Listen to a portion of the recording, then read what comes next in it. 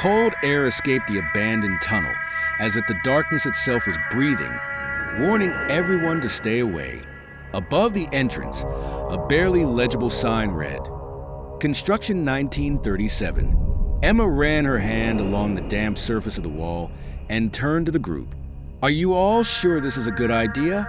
she asked, adjusting the flashlight on her helmet. "This place looks creepy." Ivan, the expedition leader, stood ahead, waving a map. If the archives are to be believed, this tunnel once housed some kind of experimental laboratory. We might find something valuable. It's just another abandoned construction site, Emma. Emma scoffed but didn't argue. She was used to Ivan's bizarre adventures by now. Along with them were three others: Oleg, an engineer, Kira, a photographer, and Alexei, a geologist. All professionals, but each with their own reason for being there. Curiosity, money, a thirst for adventure. They donned protective masks and turned on their flashlights. The dark maw of the tunnel swallowed the light, leaving only narrow beams cutting through thick dust. "All right, let's move. Keep an eye on the lines on the walls," Ivan commanded, and the group ventured inside. The first thing that struck the explorers was the absolute silence. No echo of footsteps, no dripping water, nothing.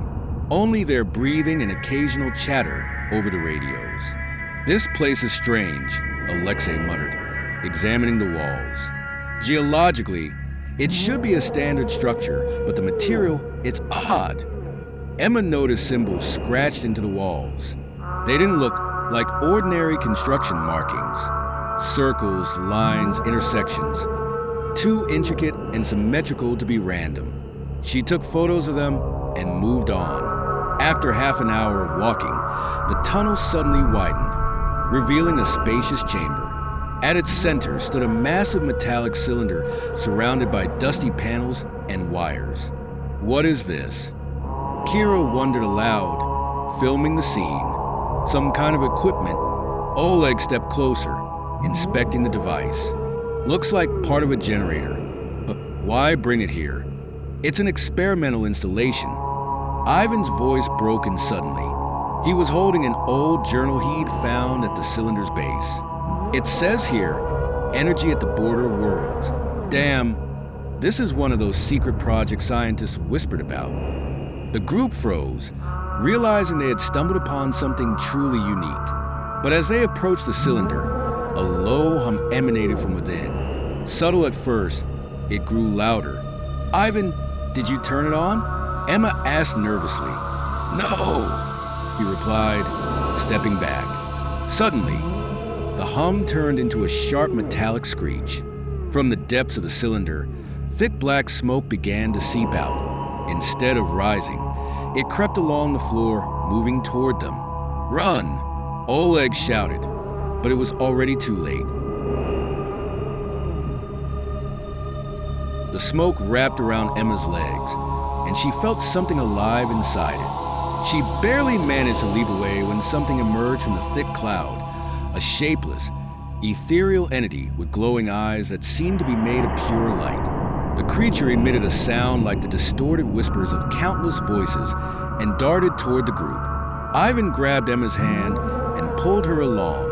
"Stick together," he shouted, glancing back. "Do not split up." But the tunnel seemed alive. The narrow pathways they had followed now looked completely different. The walls pulsed like living flesh. Whispers filled the space, drowning out their thoughts. Kira panicked and ran ahead. "Kira, stop!" Alexei shouted, but she had already disappeared around a corner. Emma saw something flicker in the shadows, something fast, with long limbs and glistening skin. It moved silently, following Kira. "We have to find her," Ivan said firmly. "We don't leave anyone behind." The group followed Kira's trail, their flashlights barely piercing the darkness. Finally, they saw her. Kira stood motionless, her back to them. "Kira?" Emma whispered. Kira turned. Her eyes were empty, as if someone had burned away all humanity within them. A hiss escaped her lips, and she lunged at the group.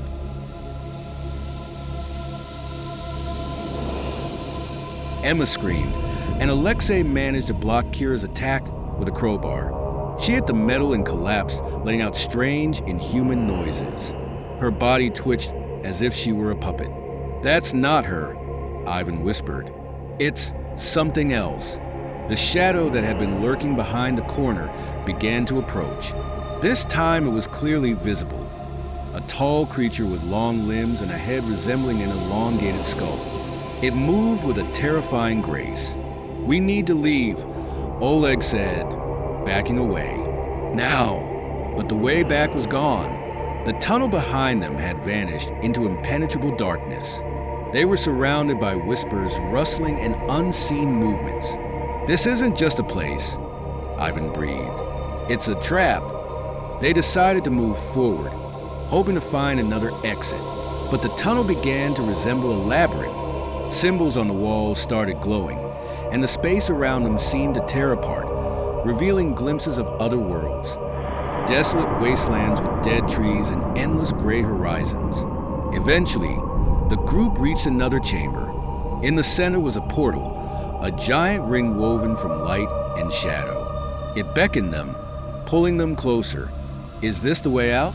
Emma asked, feeling her feet move forward on their own. "Or something worse," Ivan replied. But they had no choice. Behind them, the sound of pursuing creatures grew louder. One by one, they stepped into the portal, unsure of what awaited them on the other side.